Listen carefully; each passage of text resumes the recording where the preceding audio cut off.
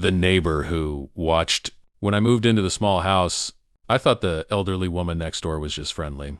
The first morning I took my two dogs outside.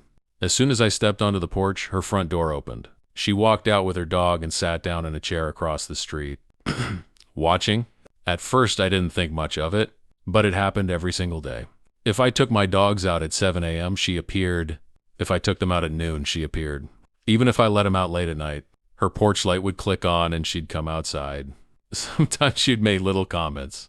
You're out later than usual. Or, that black dog seems nervous today. Things that sounded harmless. Except I never spoke to her long enough for her to know my routine. One afternoon I closed the blinds while cleaning. A few minutes later I heard a knock. Comma. I opened the door. It was her. She smiled. I noticed your blinds were closed. Just making sure you're okay. A chill ran through me. I hadn't heard her come outside.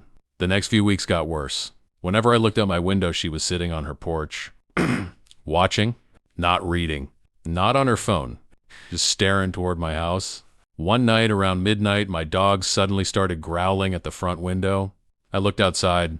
There she was, standing in her yard, completely still, looking directly at my house in the dark. The next morning, her porch was empty for the first time. Relieved, I asked another neighbor where she'd gone.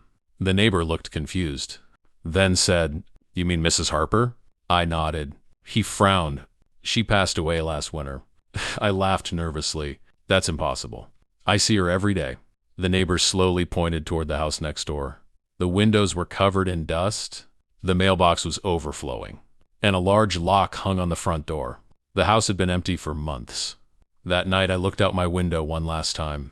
A rocking chair on her porch was moving back and forth, but there was no wind, and beside it sat a dog I had never seen before, staring directly at my house.